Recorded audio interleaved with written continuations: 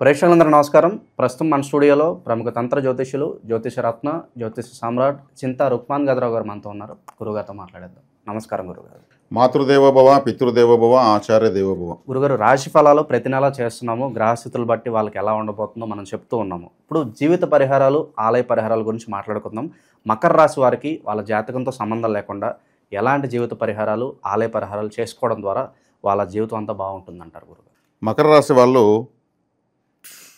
కాలపురుషుడికి కర్మస్థానము అయినటువంటి 10వ స్థానం అయినటువంటి రాశి ఇది.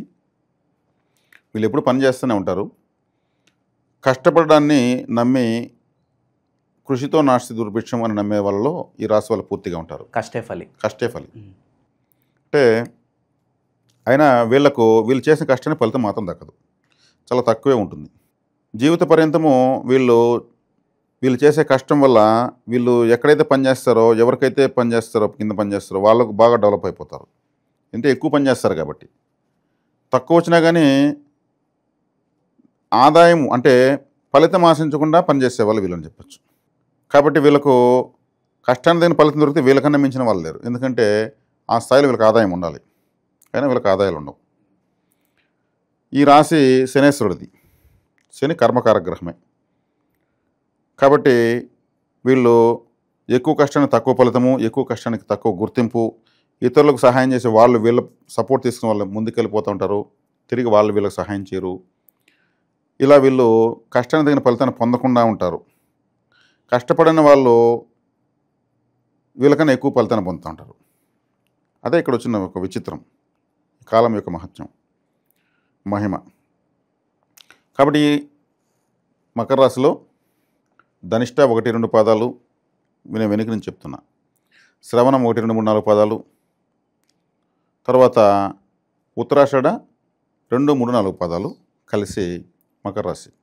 మనం ఇంతకుముందు రాశులు చెప్పుకున్నట్టే ఈ రాశికి లాభస్థానాన్ని బలపరచుకోవాలి. చేస్తున్న పనుల్లో ప్రయత్నాల్లో లాభాలు ఉండేట్టుగా చూసుకోవాలి. లాభస్థానం అంటే ఏది వస్తుందంటే వీళ్ళకు వృశ్చికం వస్తుంది.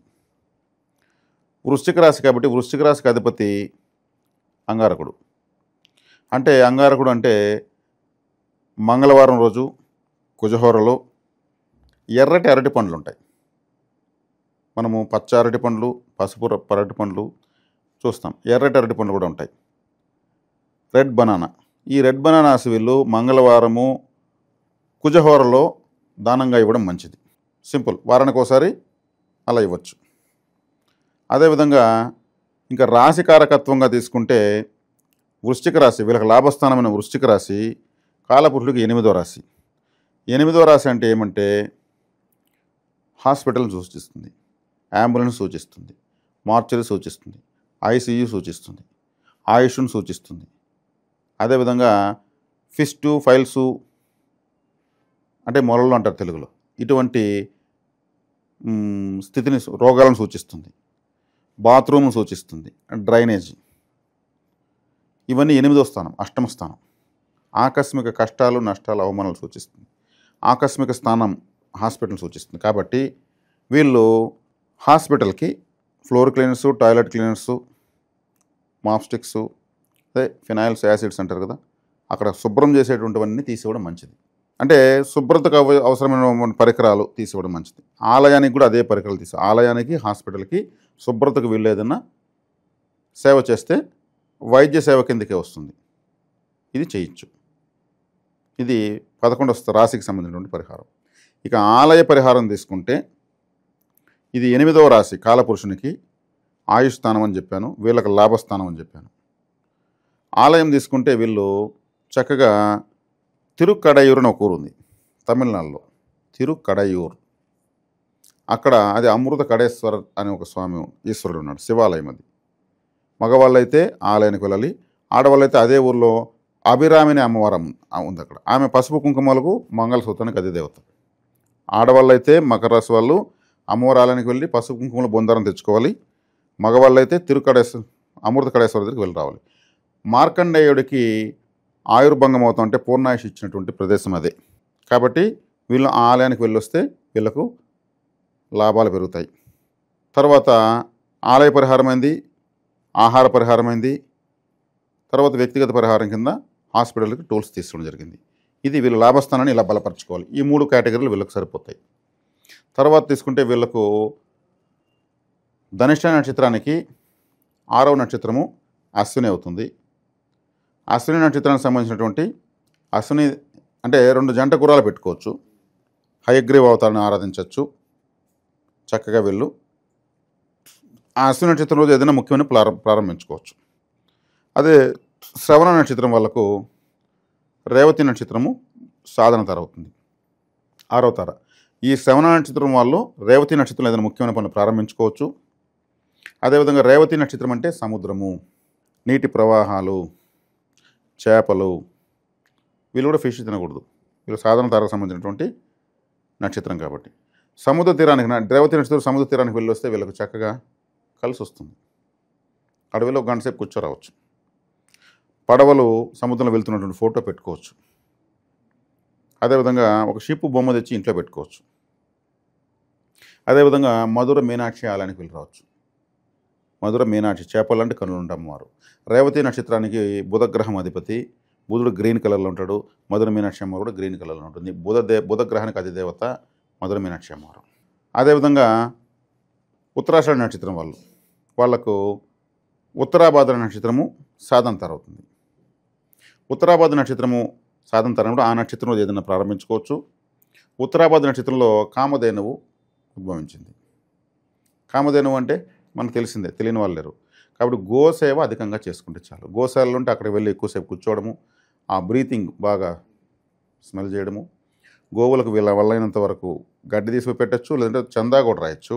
ఇంకా వీళ్ళకి కాని పనులు అంటూ లేవు. ఇది వీళ్ళు సాధన తరగా వచ్చినటువంటి తరలను బలపరచుకోవడము, లాభస్థానాన్ని బలపరుచుకునేటువంటి పరిహారాలు. ఇవన్నీ కూడా నేను సాధారణంగా నక్షత్రాల బట్టి రాసులు బట్టి చెప్తున్నాను.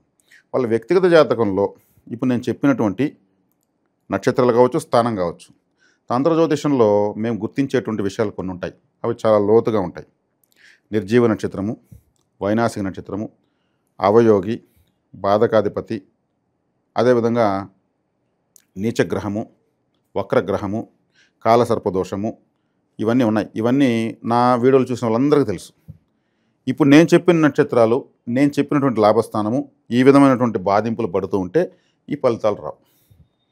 ఇవేవి అంటే జాతకాలతో సంబంధం లేకుండా మనం మాట్లాడుతున్నాం, చెప్తున్నాను. ఈ పరిహారాలు చేసి కూడా మాకేం రాలేదండి అంటే మీ వ్యక్తిగత జాతకంలో నేను చెప్పినటువంటి నక్షత్రాలు, రాసులు, కారకత్వాలు వేరే విధంగా డ్యామేజ్ అయితే అది చూసుకోవాల్సి వస్తుంది. దాన్ని చూసుకోవడం వల్ల మాత్రం వీళ్ళకు ఖచ్చితమైన పరిహారం అప్పుడు మనం దానికి ఎట్లా యాక్టివేషన్ దానికి సపరేట్ పరిహారం చెప్పగలుగుతాం.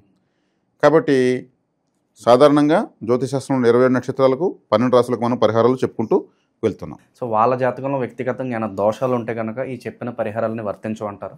వర్తించవు. ఎందుకంటే దోషమని మనం టైటిల్ పెట్టేసాం, అయిపోయింది. 11వ స్థానమే నిర్జీవమైంది అనుకోండి, మన అరటి పండ్లు పంచినా లేదు, తాటికాయలు పంచినా లేదు. అదంతే నిర్జీవం, ప్రాణం లేదు. దానికి ప్రాణం తేవాల రీయాక్టివేషన్ చేయాలి కదా. అదే వినాశంలో ఉండేదనుకోండి, అప్పుడు ఏం చేస్తాము, దానికి ఏం చేయాలనేది అప్పుడు వాళ్ళ జాతకరీత్యా పరిహారం మేము చెప్పడం జరుగుతుంది. అది పర్సనల్ జాతకంలో వచ్చే ఫలితాలు వేరు. ఇవి జాతకాలు డేట్ ఆఫ్ బర్త్ సంబంధం లేకుండా జనరల్ చార్ట్లో చెప్తున్నాం మనం అంతే.